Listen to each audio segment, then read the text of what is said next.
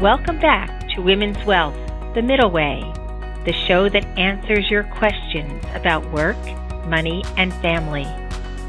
My name is Susan McGlory Michael, and I am the CEO and founder of Glen Eagle, a wealth management firm in New Jersey. My name's Carol Ann Fernandez, and I'm the COO of Glen Eagle. I'm very excited today to have our guest, Sue Adams, joining. She's the owner and founder of Blossom Foods.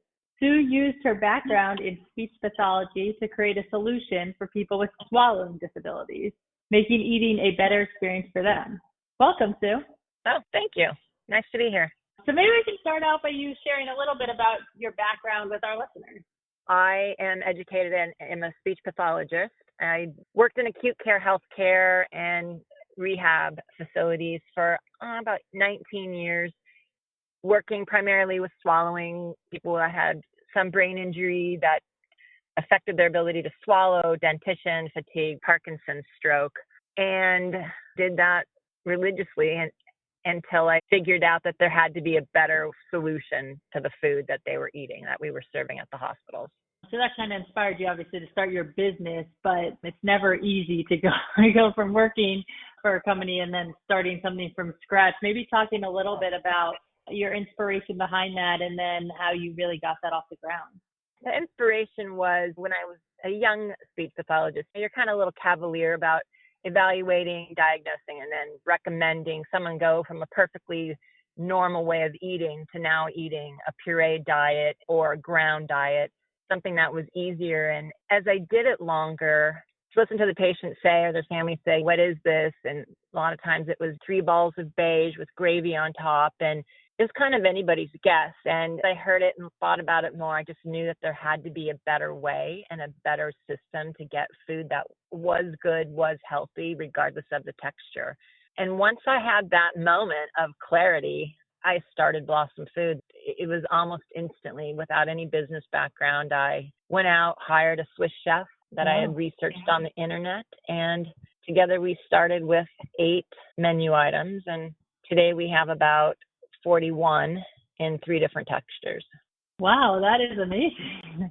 What was one of the biggest challenges you had as you were starting this business and getting it off the ground, and how did you address it? The biggest issue was just how do you begin a food company and who's involved? I guess when you don't know what you don't know, it's almost easier. You keep turning the pages and getting to the edge of the cliff and deciding that you're jumping. And I had to find space. I had to find the regulatory ways. Where USDA kitchen, how did you navigate through that? How did you get a product to freeze and then cook? And there were just so many things, and you just kind of keep barreling through it. Money was an issue because it requires equipment, signing a lease, taking risk. There was a lot to it. I'm sure the regulation field, food is not an easy industry to enter into because there is so much regulation with it. Has that been challenging or changed since you started your company?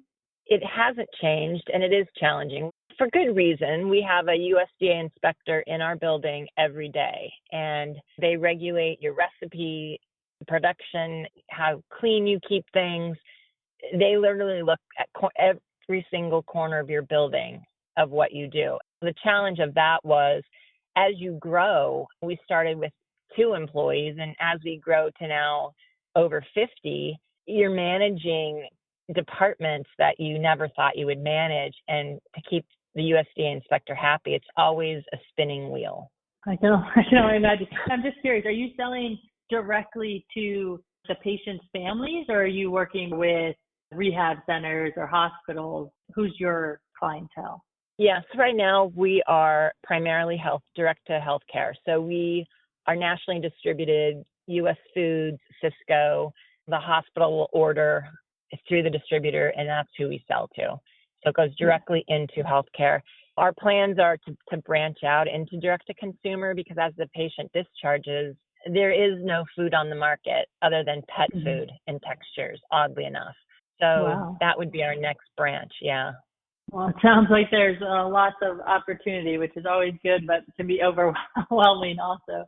It's a much-needed industry, and I think it's probably one of those things that you don't think about much until you're dealing with a situation, sadly, where you have to now focus on finding these opportunities. So very inspiring. One of the things that we like to always ask is there a piece of advice that maybe you had wished you received early in your career and would pass on to a fellow entrepreneur who's about to start a business or is in the starting of a business that you wanted to share? I think if I would have known or thought about my comfort and level of risk, you don't know money. You can get investors. We have no investors. It's still just 100% mine. But that I've been very conservative. I'm always thinking that the bottom's going to drop out. How comfortable am I signing agreements and putting our family finances sometimes on the line to do it? I think really understanding what you're willing to do to make your business successful. It would be a really good thought line if I would have thought about that. I think that's great advice. And I think any entrepreneur knows that you got to take a lot of risk and you have to be willing to deal with some pitfalls because it's definitely not an easy obstacle to grow a business. So the last question I'd ask is, what is the goal? Is it to get more flavors? You kind of mentioned a little bit of maybe trying to get consumers. Where are you guys? What's your next big step here that you're looking to take? That's a really good question. We're talking about it every day.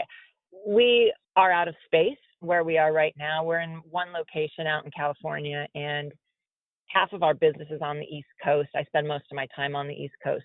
Our next thing is, do we just jump and get, we're in 35,000 feet right now. Do we go to 100,000, 150,000? Do we take on investors? Do we go look for money?